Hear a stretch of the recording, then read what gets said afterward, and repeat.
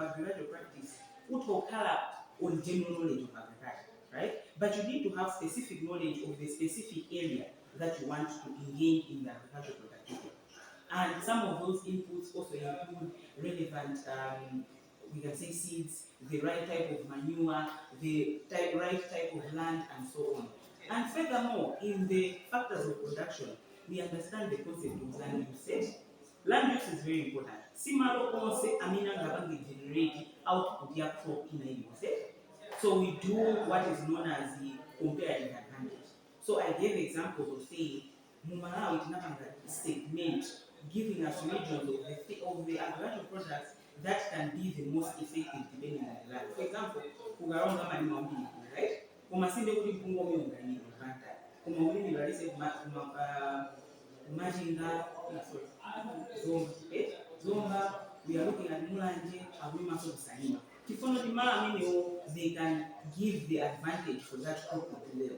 So in factors of production, we also engage this land use, ensuring that the farmers provide or engage in the agricultural productivity, taking advantage of the land that can provide them the most agricultural benefit. The first, as I put it, is the productivity growth, and which also includes modern inputs, agrochemicals, and also machinery. We are moving outside of using mechanical ways of doing agriculture and machinery. So that is actually very important in improving productivity because machinery is not only muna 3 days, machine within let's say 4 hours. Also in the agricultural process. And the second that we looked at is the linkages between farm and non-farm sectors. So we are looking at inclusive structural transformation, where when we link the farm to non-farm sectors, for example, things in the productive processes and productive equipment, such as we call it ngarama kala umuzi muna amatoka muna ngati sola ile matwatandiza muzindira zosiyana siyana.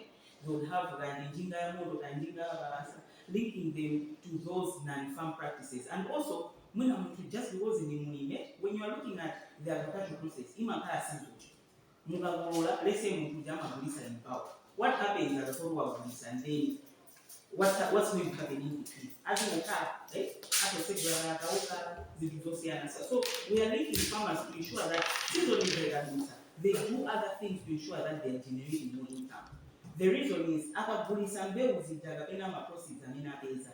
Ndama njamunga ngosunga ata ulowesa in non-farm activities. That way they generate income and they put it back into agricultural practices after the season ya done ya mbayandi.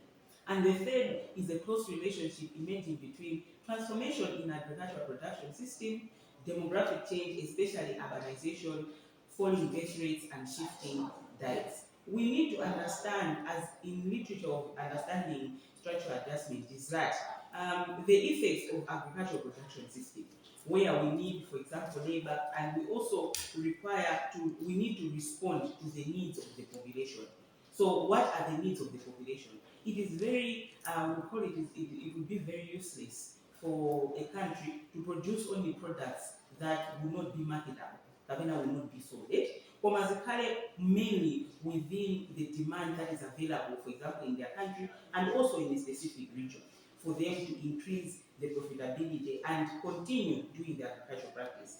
And we also understand in value chain the issues of urbanization. When you're looking at Lilongwe, maybe 20 years ago, Marina, they have become residential areas, Wambukama office, Unani. Then finally, we have increased the town. Malo only manhamba how do we create further innovations to ensure that those, while the land that we use for agricultural processes has been reduced. We need to create innovations to ensure that we still maintain our agricultural productivity. So now, under the central themes, having discussed the central themes, we are going to talk about the productivity growth and unexpected consequences of agricultural transformation. We have talked about the themes, we have introduced the structural transformation, but then what we're trying to understand is what are the consequences of agricultural transformation. By consequences, we're not looking mainly in saying negative consequences, or man to say what, for example, are the benefits of using the structural agricultural transformation. So the ST requires agricultural productivity growth, which itself depends on increasing uptake of improved technologies and greater use of inputs. I've been talking about that in the first theme, using great use of the inputs. So in agricultural process, you have to, we can say, have relevant knowledge that will enable you to use those inputs accordingly, right? My inputs are relevant to Siana. When you're looking at the animal pesticides, the fertilizer, the way you need to have enough knowledge to know that what are the inputs that are most necessary for the agricultural practice that I'm engaging in. That's the first thing. And the second thing is uptaking of improved technologies, being up to date with the technologies that are most apparent in that agricultural practice. It is key in ensuring that there is indeed profits and productivity in value chain, or we can call it structural transformation. Maso we know about the mafulo pia wabangira seeds osiana siana. It's not just soy, sunflower seeds, sesame seeds, we and when I'm doing that. Omano, when you're looking at the level of indigenous knowledge, and Hamata Umango Gaia, Amata Umango Gaia using indigenous knowledge, but using improved technologies will allow not they should process that oil in a better mechanism. Amabanga process it, after some water, purify, they will label it and go through a process of marketing those products and ensuring that they gain profits on the market. So that improves the productivity of land, and also it improves the productivity of labor. It also requires the progress in remedying labor, land, and financial market failures. Understanding that the agricultural transformation enables for the farmer to exploit the various areas that will bring in the most amount of profits, and distract or refute the financial market failures, because they are going through a process that is most marketable. They have relevant information. They have gained, when we look back at the privatization of extension services, they go through a method of getting extension services on generating enough knowledge for that agricultural practice. And this reduces the financial market failures, where, for example, where what chaka chinocho tukumva not less mvura yabasanga itafo sana, what you that can be affected because of such a climate information. So when you find out about this, you'll be able to conduct your agricultural processes, engage in the extension service. That way you run away from the market, the financial market failures. And the second thing in productive growth and unexpected consequences is the interlinked challenges for the structural transformation, particularly in the African agricultural system. So what this productivity growth is talking about is just expanding machines and making okay? The productivity, the shrinkage of the space, and also the process of engaging in agricultural practice. So the second, as we are looking at, is the shrinkage of the farms as rural population growth has outpaced the rural to urban migration, and concerns about soil health and natural resource degradation. The issue with agriculture value chains. So what the value chain does to the population is, farmers, they should concentrate on commercializing their agricultural practice. Ngarama lima mbaradesi wazidi mamoni na kuti isahaya myoda azidi kuma izikoda azidi. So a very good example in something like potatoes, sweet Irish potatoes, it takes somewhere around 3 or 4 months kuti ije. That is it. Ngati so in value chain munthu ngati ali is a commercial farmer sinde kuti amadikira mbalame sija 4 months yonse zingokutsalira wazakulaza kuti aye nthawi imene wadzala mbale siyafika maybe 4 weeks kapena 2 or 3 weeks adzalaso malo ena mbale siya. Okay, so you are looking at a continuous process of value chain. So this has got challenges in terms of reducing space because obviously malo ngadala ano sute anganoti akadzamba ati within 4 weeks he needs to find another place so that he can engage the cyclic agricultural production. So because of this, it's shrinking the farm size. Moreover, because of the growing population in the rural areas and the rural to urban migration. As I put it, Lilongwe has expanded the city, right? Marawina has severely reduced. So the second problem that comes in is soil health and natural resource degradation. A lot of farmers in value chain are going to focus on one product. So when you are looking at the soil health, it's affected because normally people who do value chain and focusing on one product, they farm that particular product. It affects the soil because it depletes the soil nutrients that is favorable to that plant. So it has been depleted with some nutrients that have only been favorable to, for example, soil. If they engage in, for example, shifting cultivation, right, that will allow them to promote the soil health and furthermore the natural resource degradation. That is very apparent because mainly in value chain, the other challenge that is experienced is that people will cut down the trees, they will prefer to do agricultural practice and not engage in natural resource conservation. So this arises from unstable practices that reduce resilience and long-term productivity in the face of climate change, in the absence of remedial actions. So we know in agriculture, one of the greatest challenges in the climate change, right? There are changes in the weather patterns, and this is causing problems in terms of soil health again and natural resource degradation. And particularly when you are looking at the availability of water, what are people going to do when the water supply, for example, is not enough to manage their agricultural practices? So with value chain, they need to be given relevant information to enable them to continue their agricultural practices in the most sustainable manner. We talked about sustainable agricultural practices in the first lesson after mid-semester.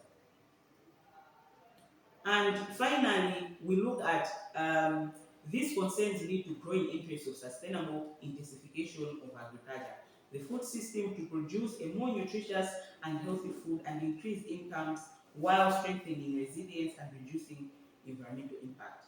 With value chain, even although we've talked about increasing productivity, employing the relevant inputs into agriculture to increase profits, and also linking the farmers into non-farm practices. But the reality for agricultural practices, particularly in value chain, to still continue over a long period of time is a streamlining of sustainable agricultural practices. So sustainable agricultural practices should bring into play the sustainability in terms of the environment that is used. Environment in name and how are farmers taking care of that soil, for example, to ensure that in 10 years at Maza Bangabe farmers. So we know about this issue where chemical fertilizers are going to degrade the soil. Okay? And a lot of farmers now are shifting to using more natural based systems. So these are one of the ways that sustainability can be employed. And sustainability not only for the farmer as a result they are continuing their agricultural practices, but also reducing environmental impact. Because when the environmental impact has been reduced, the farmer subsequently enjoys continuously exploiting their land for further agricultural practices. So we have talked about the productivity growth as the first theme, right? Now we're going to talk about expanding rural to the rural community to non-farm economy. So I said that in non-farm economy would be examples of those farming, those products that can be used in the rural areas to supplement them outside of the farm practices. So according to this, productivity grows and their income increases. It is common among smallholder farmers and those that engage in agricultural practices in the rural areas. Their demand for non-farm goods and services grows excessively quickly following what is known as the Ingles law. So in your mind, when you are thinking about this second theme of rural, expanding rural to non-farm economy, what should come to mind is imagine you are in a community where many are they rely on farming. Eh? And Kamada can do now, what are the services that they need? And how can you develop services or bring those services, linking those farmers with the services of those non-farm goods as well as services, depending on the needs that have been identified. Muzaona ntaiga mbili alingamina wabanga farms zikuzikulu nthawi imeneyi ankhanjinga abo amadzino oti anthu amakhaningama kumapita anthu akagulisa nthinga zawo and malata zinthu zosiyana-siyana. So it is linking of those things that would provide a better living for those small-scale farmers. So especially in more remote areas. So it is there because most of the times in remote areas, chinthu choti ndi chosadula chimadula chifanya kuti transport ndi kutali kumalokote. I remember nakhawo munthu naye mainisi practically 100 wacha makula 120. Mapezona kuti, or for example, Addis Ababa amayenda ndi chivani chawo chichogulise koma zinthu zambiri had attracted a high price.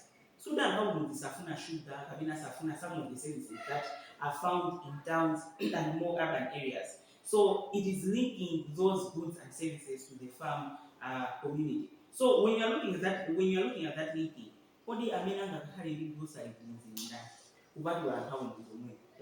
So it has to be, for example, akandi and wholesale and yamalaka ngababezeka wina kuti dealer wajani wa njinga za moto and njinga za kabalasa. I mean, it goes to that area and brings those services and goods closest to the farmers. And the demand stimulus sparked by agricultural productivity growth ignites rapid growth in non-farm rural community. Mzaone wangi okay, unamva kuti kudowa kumapanga feed agricultural production in the USA. Have you heard of that? So Liyongwe uli farming, you've heard of that? Kudowa uli farming imina amina mama. Mahotela usama products services ngomanye kila kuti kumeni chapo. Mukapita kudowa sikumakhanga lisulu. Am I right? Have you been there? Mponera mi. Mponera mesa is part of it. Yeah. So when you look at it, ukaona kuti ankapitati kufield apita kuti meeting abira with kuti even my resort onena kuti akusiyana even ndi mulungu. So because of that, we know kama shop amina labu nabu. So it is linking those farmers to those non-farm products and services. So because of this, it creates a cyclic economic activity. That mulimi, for example, anamanga and maybe a motel and a restaurant, a shopping mall, you find that my proceeds are they'll put back into agriculture. So it creates a cycle for them into engaging, generating more and more profits throughout the year. And since many households diversify their earnings between farm and non-farm sectors, non-farm gains are often reinvested into future agricultural intensification. So amabanga zintu zose akapeza ndalama ija ayipitisa so with that non-farm practice ambaso business ina to ensure that ndalama ija umazana ndalama imavuto sunga they will reinvest it back into the non-farm and the other way around. However, the pervasive financial liquidity constraints non-farm enterprise are often considered a primary vehicle for fostering a non-farm investment because it is easy to sell off many of those products. For example, now having a big things. But when they are simple products that it is easy for them to invest and liquidate those liquidate the assets that they have from non-farm investment, helping fostering a virtuous cycle of interlinkage farm and non-farm productivity growth. So you can see this expansion of non-farm economy is very efficient in promoting value chain. Muntu ngati akuti they can concentrate on other non-farm products and bring back that money during season imene mvula kapena nthawi imene growing season imene yakupita.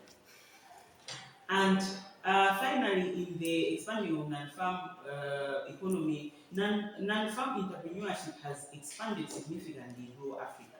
And if you go to rural areas, you can see many of these issues.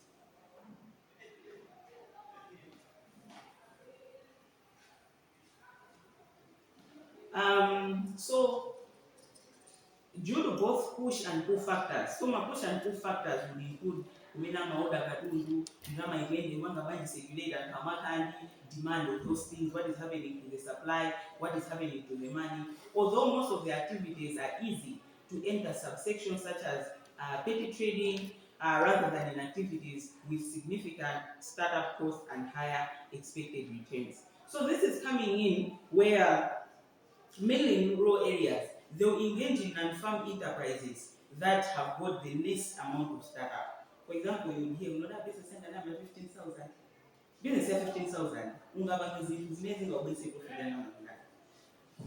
What do you think?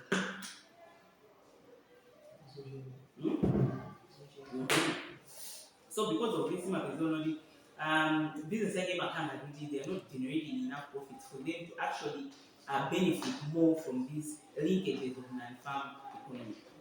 And the low productivity of many of these enterprises may limit their ability to facilitate in reinvestment into agriculture. So umuzima bezona tani mwelekani izona tani mwelekani tukubwezera kisho kubanza mungagabwe ngeshu so they don't have enough proper financial, or can say bookkeeping capabilities. So maybe they don't have proper marketing strategies where various organizations, they could be so let's say another business off season, mandasi atakugulisa kuika mkopo. Amina ngangule mu surrounding area lese na project. Tozo ni mandasi aja akatanga tozo da bunati. Momo da nodi ndai noi ni magana ndiba community tumanga kubisa school ya business yende. And you find that they experience challenges in terms of facilitating reinvestment into agriculture and to help stimulate that structural transformation. Given that most African households continue to concentrate on own farm activities, they don't engage in many of these non-farm enterprises. And there remains much work to be done in identifying how best to facilitate African smallholders embarking on a trajectory towards great non-farm income, similar to those in other regions, further along in the process of the structural transformation. So those regions that we are looking at is maybe not in sub-Saharan Africa, but maybe areas such as the Asian community. We are looking at Latin America that have been further along in the process of structural transformation. And under the third theme is the direct change in the structural transformation.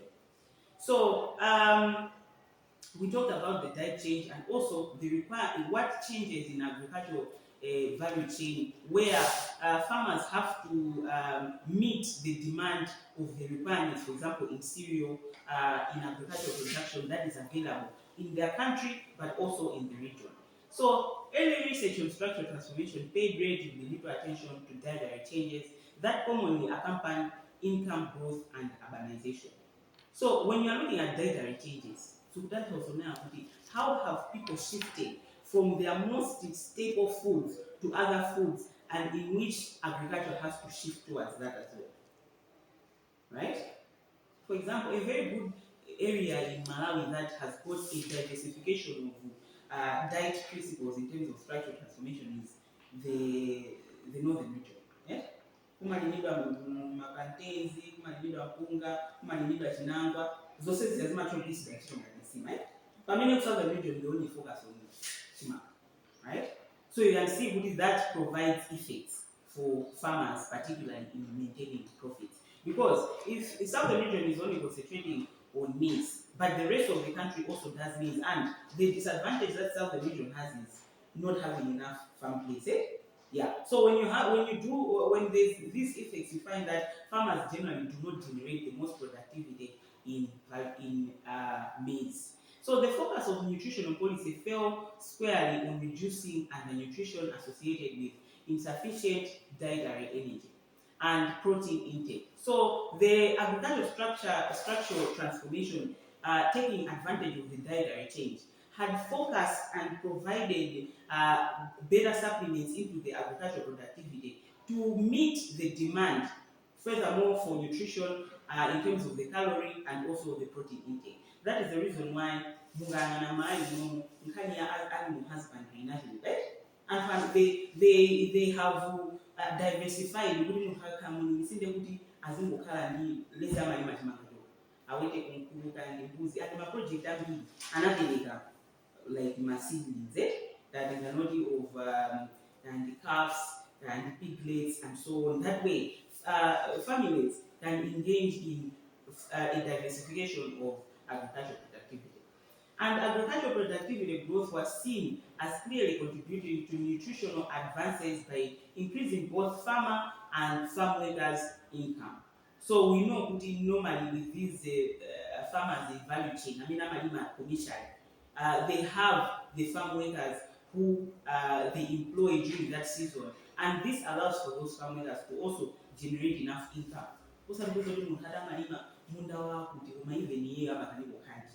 Right? Because they have enough money to say they can provide or get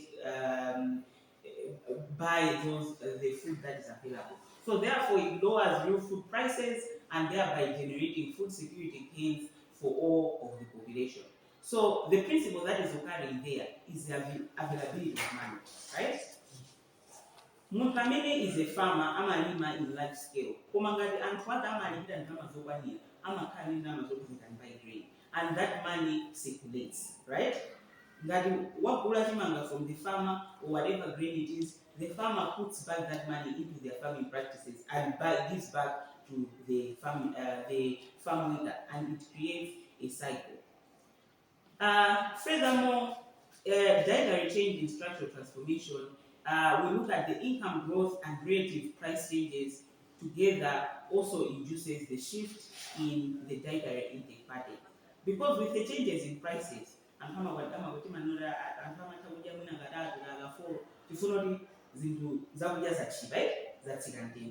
opposed to the time when the prices of those food is high. So with a gradual shift towards high value foods such as animal products, fruits and vegetables, processed food, even consumption of more expensive cereals is foundable. So income growth and urbanization are associated with increased consumption of oils, fats, as well as animal products and processed food. So the value chain allows for an expansion of the urban area and linking those non-farm enterprises with the consumption of various animal products and food allows for a better nutrition that is coming in from the value chain. So combined with reduced dietary energy expenditure associated with occupation of shifts outside of agriculture. So such dietary changes take place, have important implications for the structural transformation of agriculture and food economies, and for producers to exploit the growing demand for more diverse and high value commodities, as well as more healthy nutrition food. So you can see that through these dietary changes, farmers are able to respond to the dietary needs of the community by producing more and more foods, and the farmers and all of those that work in other occupations have access to those farm products, and it creates a more, we can call it vivacious economy, whether in the rural area or the area that is surrounding the place that is increasingly farmed. And with this, it promotes health of the farmer and the community, and promoting economic activity and income generating activities. Any questions so far? So those are the three things of the structural transformation of agriculture. I should proceed. So the second topic under Unit 3 is innovation in agriculture. So innovation in agriculture is specifically the application of new knowledge to productive or organizational processes. It serves as a driver for economic growth and competitiveness in the country. So when you are looking at innovation being the application of new knowledge and productivity, including organization processes, innovation is one way in which productivity can be increased, right? Technological and technological innovation, we are looking at the process innovation. So when you give an example of the process innovation, kale tumangalira kulula timayanika kena kulima tumula ni mate kuba bano unabula machine meyi matumula tima. It's reducing the time in which people engage in the process of shelling maize and other agricultural products. Innovation and the process that facilitate it do not emerge from nothing. Innovation arises in a particular socio-economic context and is shaped by the presence or absence of favorable conditions in which it can thrive. As we are putting it there, the innovation in agriculture is coming in because of what is available or what is absent. You are coming in with that innovation, particularly to respond to the problem that you have identified, bearing in mind favorable conditions which that innovation can thrive. So when you are looking at these favorable conditions in which that innovation can thrive, let's bear in mind that when you're looking at innovation, generally people can have innovative ideas. Omano sizubiri za context in You've heard of the boy who can estimate there. So it's a true story, that one. Do you think that that issue, that innovative idea, was able to be assimilated into the country's policies of energy generation?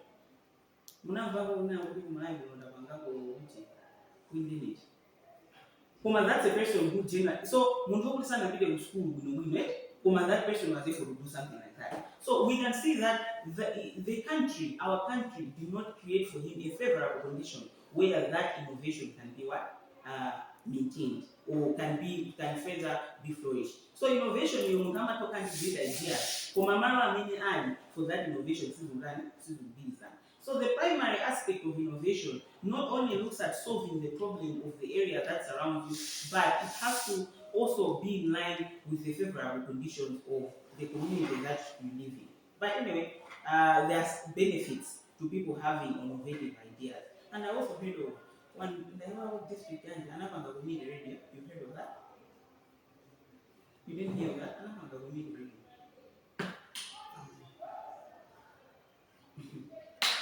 And as long as already they are able to listen will generate his own content. Yeah, he was able to do something like that. So you can find that innovation, people generally respond to the needs that is in their community. So innovation process comes about largely within the innovation system. So made up of organizations and private and public stakeholders interconnected in different ways and possessing the technical, commercial, and financial competencies and inputs necessary for the innovation. So what that means is, it's a process. In looking at the process, we are looking at where we are generating this innovation. In understanding things such as the organization, the private, and the public sector, we look at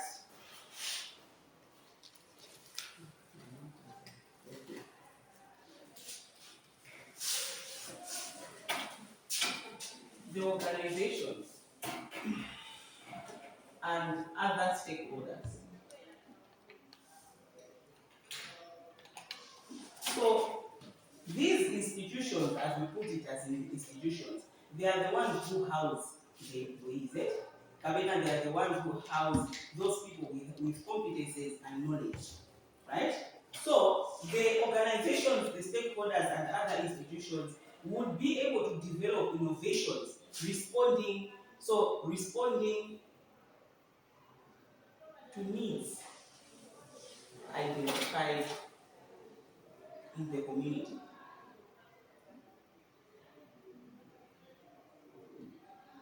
So a very good example that I can give maybe in education. So for example, the Ministry of Education would come up with strategies to promote education research. So through this, they developed what is known as the grant system. Have you heard of this? So, and Fagakono Funumanga Education Research through National Commission for Science and Technology. You heard of it? Eh? National Mission for Science and Technology. You can develop a proposal for research education related along those fields, and they'll give you a grant. So that was because that creates research where ukabanga generate relevant information. My stakeholders you are able, the government and other stakeholders are able to address these problems based on the research. And when you are looking at that's the Ministry of Education has done something like this. And then other stakeholders such as private schools. Private schools will promote innovative education support. For example, Masuru in a physical classes, in a online, in a audio. That is an innovative mechanism in which education can be accessible to everyone. So you look at these issues, and in agriculture will be generally the same thing. In the previous lesson, we looked at the privatization of education services. In promoting privatization, countries have looked at digitizing the education service. Remember that, eh?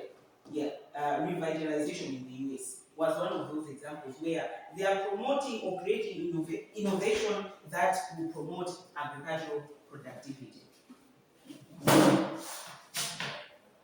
So the government plays a fundamental role in this as the primary stakeholder and provider of public services, and supply the economic, social, and institutional conditions that foster innovation. The reason is,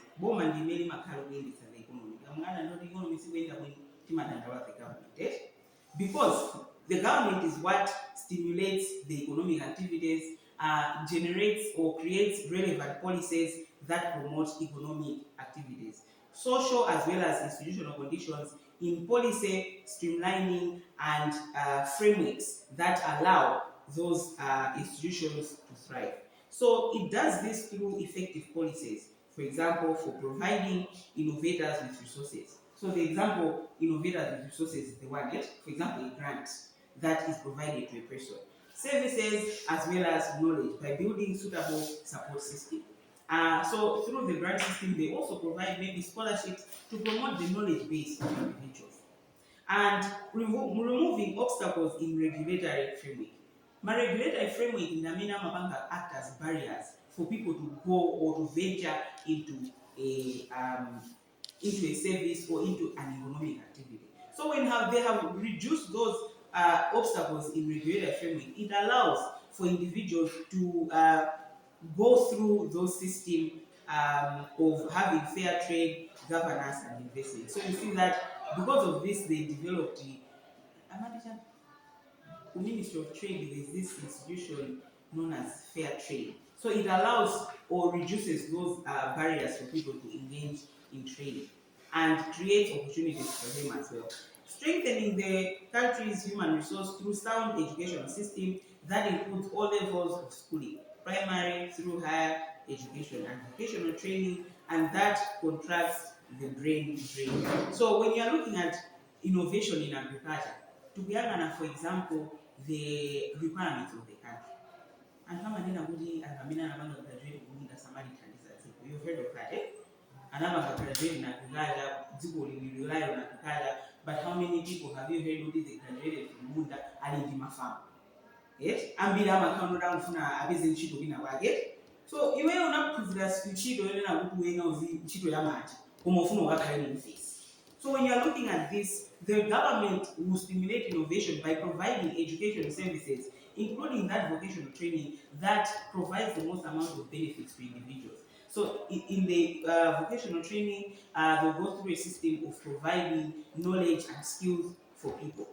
And promoting research and access to up-to-date information by the means of effective research policy that encourages greater investment in research and development. So research is a very important part of agriculture, first of all, center, right? we have to engage in research. That way, we can be up to date with the methods of agricultural practices that are most prevalent in changes that are coming in because of climate, environmental issues, and my issues over the response to having drought or water resistance and so on, or even bacterial resistance. So because of this, through research and Panama generate, for example, my seeds, I mean they are drought resistant. Umacha kulima chintu chija kwezo wala jua lilo but they just require very little rain. And I've also heard in Mexico they have created what is known as solid rain. The particles are like a jelly substance, right? Ndama zinyoisa madzi. Akazinyoisa amakwidira munda. And that is they are able to, the substance is able to trap moisture and they can be used for 8 years. So when you're looking at something like that, the country developed an innovation. So this is now what they had to go through a research process and going through trial and errors to develop such a product as a response to what is going on with climate change. Furthermore, agricultural innovation is a catalyst for growth and change, and that fostering innovation is vital for meeting the challenges of agriculture. Because in every field, farmer come challenges, but in agriculture it's more prevalent because in a lot of underdeveloped countries, we rely so much on agriculture. So handling these challenges is the only way that growth and development can be sustained. So a novel idea implemented in a particular way can be considered as an innovation if it is new in the context and even though it may not be new to the world. So innovation, you can just steal what another country did in Lukubanga, develop it to meet the context of your country, and it can be an innovation. For example, and how this mechanical thing where umata wingi na munde means now in a lot of countries can get. But for us, it has become an innovation where we are bringing these resources available to the community. So there are several types of innovations. There are several types of innovation. So there are three main types of innovation: institutional, technical, and social. And product, process, marketing, and organization are the sub-types of innovation. So innovation can be classified using several different methods. Some apply in certain scientific contexts, specific contexts such as those frequently mentioned in the agricultural discussion. So the first is the institutional innovation.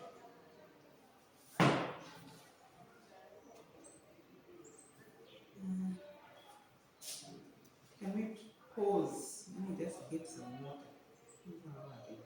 You can pause this.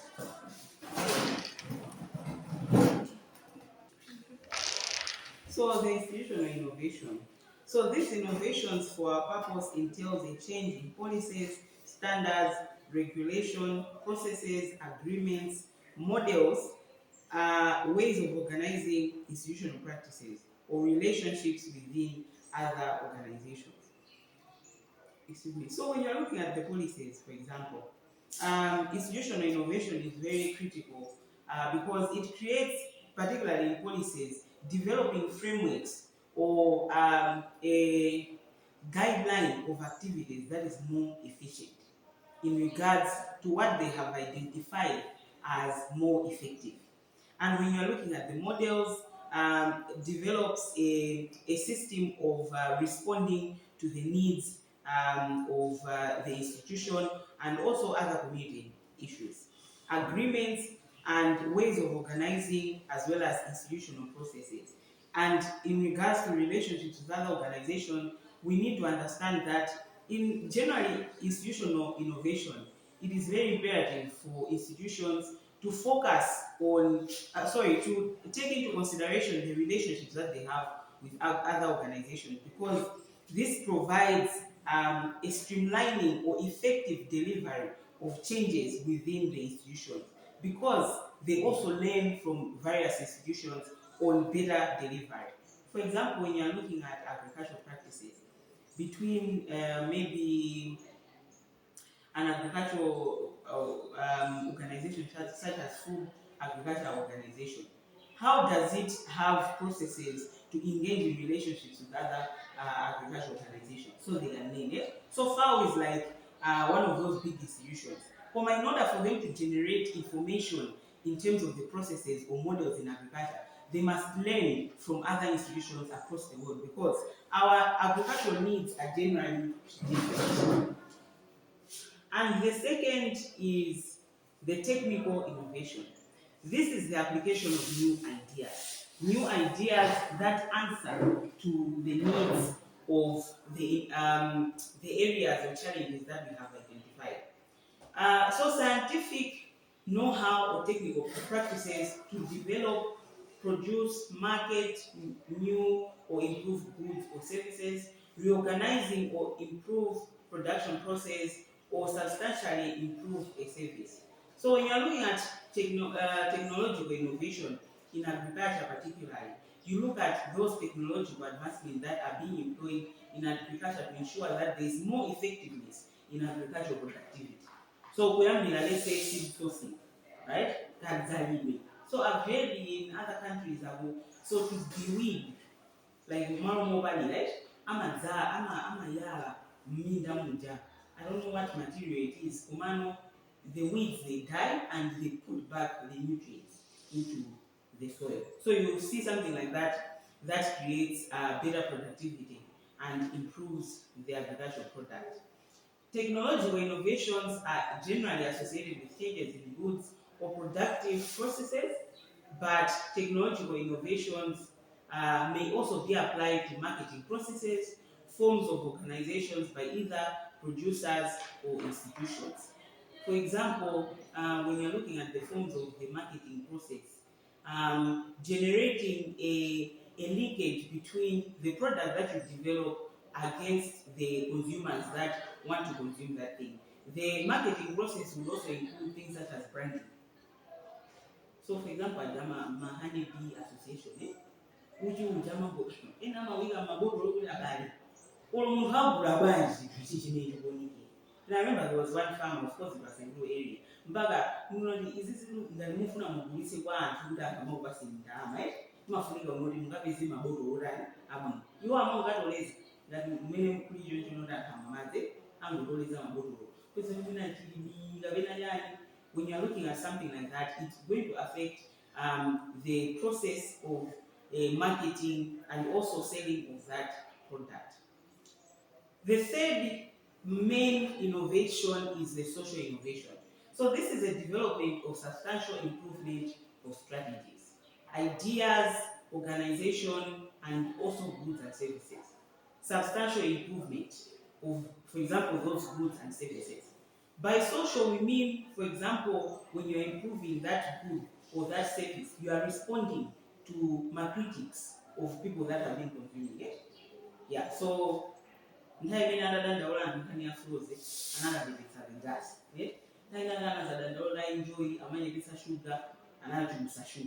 they are responding to the critics of those people that consume. And social innovation are constructed jointly by several different stakeholders for the well-being of individuals and communities.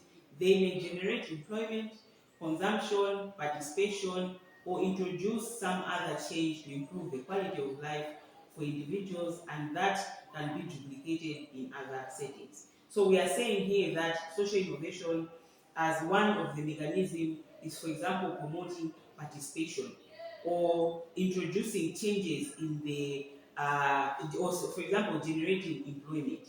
So generating, for example, if you are increasing the productivity of a particular product, it's going to create more jobs for people and they'll be able to contribute to that specific sector and generate income for themselves and also their households.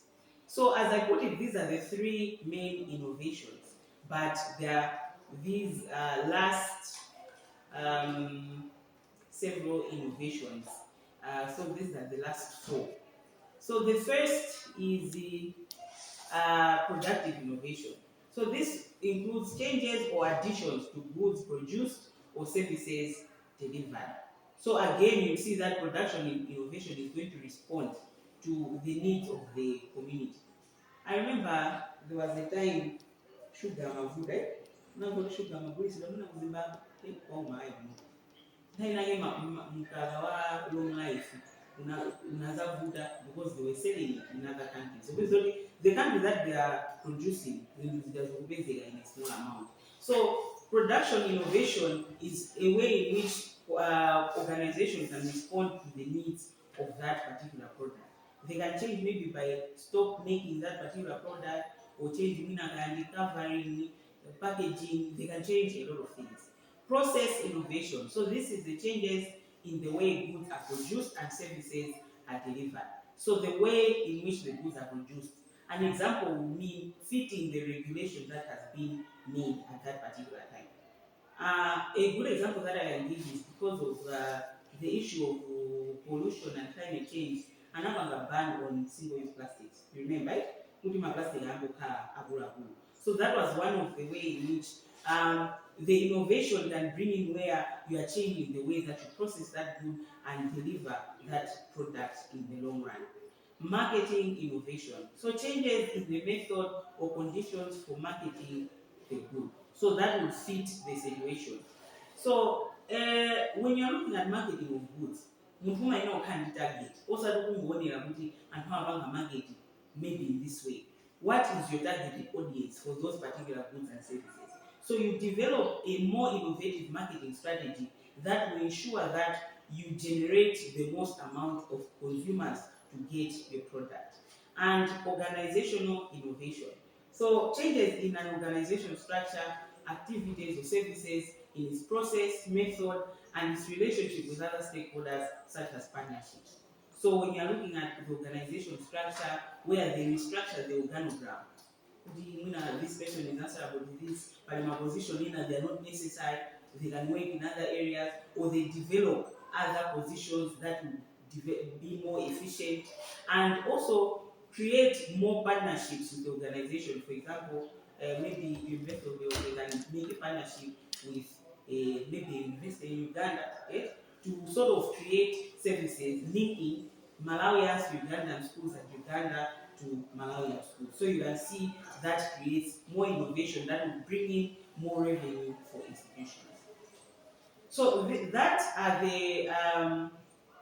those are the types of innovations. However, we are now going to look at the innovations can also be classified according to who implements them. So we've classified them mainly on what are the areas that they are looking at, but now we can also classify them according to who implements them. So we have, first of all, entrepreneurial innovation. So under both entrepreneur and organization or institution innovation, they can employ all of those innovations that I've talked about, right? The social, the technical, we'll look at the product and so on. But innovation can also be classified according to who is implementing that innovative practice.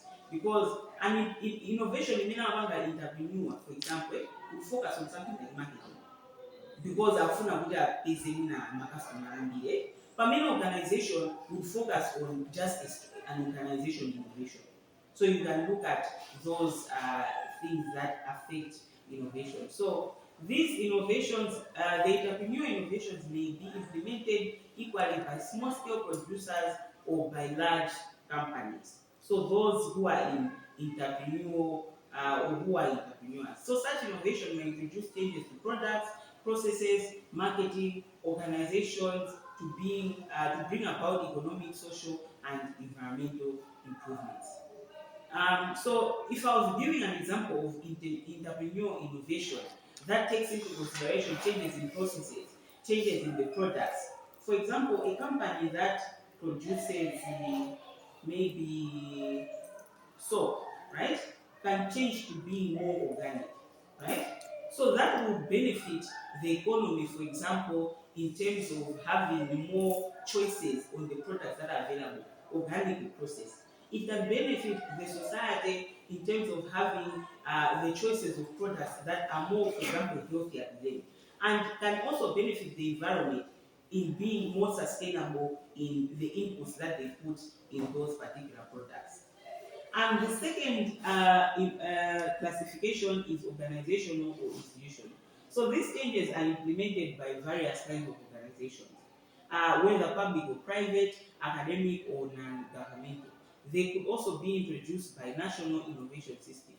These innovations may relate to products, processes, marketing, or organizations, and may seek different types of objectives. So this classification just develops a mechanism for categorizing the ways in which innovation can be employed by organizations separately and by those that are entrepreneurs separately, by focusing on areas that would be more beneficial to them depending on either their enterprises or just organizations or institutions. Any questions so far?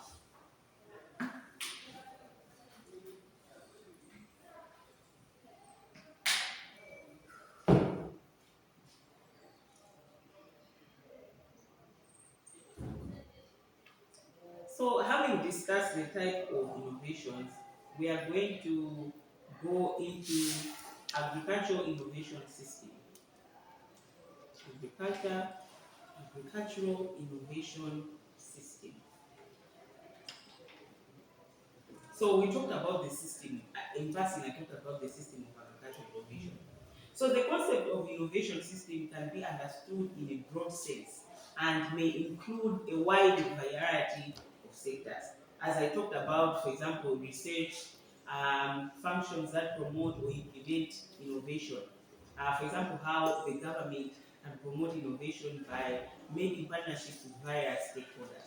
So this system approach, unlike the traditional linear model, imagines interactive, holistic flows of knowledge among different participants. The system, the agricultural innovation system, when you look at it, it creates a mechanism in which agricultural innovation can be fostered and also shared. And okay, so a very good example when you look at the extension service, and also through structural transformation. Extension service provides knowledge to farmers. The structural transformation provides mechanism in which we can create the most amount of profitability. So this agricultural innovation system allows for example, farmers to come together to meet and discuss, for example, the challenges that they meet. For example, my cooperatives. So you've heard of my agricultural cooperatives, eh? Yeah. So these cooperatives, suppose kuna kuti lima cooperatives amini ama lima tilipo, from they are found in all regions of the country. This agricultural innovation system allows or creates a mechanism in which these farmers can learn from each other, right? Because mwina muntu wina anapanga develop innovation yobanga address vuto lemuka, but this innovation system allows for those people to meet together and develop a holistic flow of knowledge amongst the different participants. So you will not just include, for example, the agricultural cooperatives, but also those that we call them as data or information scientists. I mean, I'm going to gather knowledge in a particular discipline. I'm as a okay, I want to base they address it in this way and develop a system where digitally people can access that from anywhere. So the agricultural innovation system consists of a wide array of public and private organizations. It will include firms, individuals that demand and supply knowledge, technical, commercial, and financial competencies. So the innovation system doesn't just look at developing a platform for knowledge, technical expertise in terms of, so technicality means kuti chintu ngati chili chimapangidwa ndi manja, kapena has a skill, people have to teach you kuti mapanga chonchi, right? As opposed to just knowledge where muntu wangokuza. For example, IT.